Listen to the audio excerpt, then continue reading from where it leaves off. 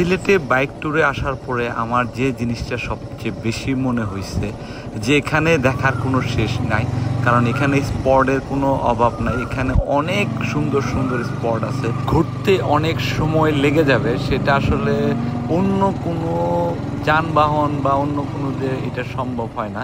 যদি বাইক আপনার সাথে থাকে তারপরেও সম্ভব না, কারণ এখানে স্পট আছে, অনেক স্পট আছে যেগুলো আপনাকে অনেকটা ঘুরতে হবে। আর এখানে প্ল্যান মাফিক আসতে হবে, প্ল্যান ছাড়া আপনাকে এখানে আসার পরে আপনি হজবরল লয়ের ভিতর পড়ে যাবেন। কারণ হলো এখানে সব ধরনের স্পটগুলো এক একটা স্পট এক এক দিকে, যা আপনাকে কাভারেজ করতে অনেকটা সময় আপনার লেগে যাবে।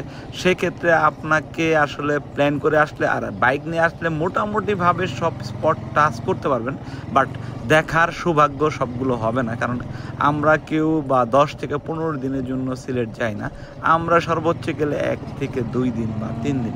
3 দিনের ভিতরে একদিন লাগে রাইড করতে, বাইক রাইড করতে, আর আরেক দিন আপনাকে পুরো স্পট ঘোরা সম্ভব না।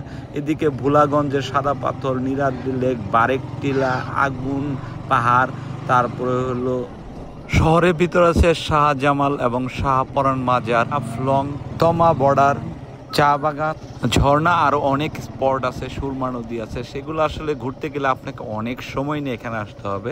তো প্রতিটি স্পট আমরা টাচ করার চেষ্টা করছি, তবে সব স্পট আমরা সেভাবে সময় দিতে পারিনি, কারণ যেহেতু আমরা 3 দিনের জন্য বাইক রাইডে আমরা এখানে আসছিলাম।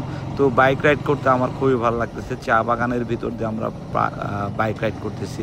তো এখানে কিছুটা আমাদের রাস্তা ভুলে গেছি বা আমরা গুগল দেখে দেখে যাওয়ার চেষ্টা করছি, কারণ সিলেট এত বড়, আর যেগুলো ঘুরতে গেলে আমাদের অনেকটা সময় লেগে গেছে।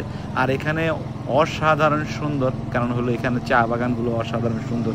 রাস্তা দেখতেছেন, রাস্তাগুলো যদিও কাজ করতেছে, বাড়ির পাশ দিয়ে যাচ্ছি, তারপরে হাতের ডান সাইডে ছোট বড় অনেক পাহাড় আছে। তো এখানে পাহাড়ে ভরপুর এবং রাস্তাঘাটগুলো অনেকটা পরিষ্কার, যদিও রাস্তার কাজ চলতেছে অনেক জায়গাতে। তো আমার কাছে সব মিলে অসাধারণ সুন্দর লাগছে। তো ভবিষ্যতে আরও সিলেট আমার আসার ইচ্ছা আছে, তখন হয়তো বা বড় একটি ট্যুর হবে এবং অনেকটা সময় নিয়ে এখানে আসবো। সবাইকে অনেক অনেক ধন্যবাদ।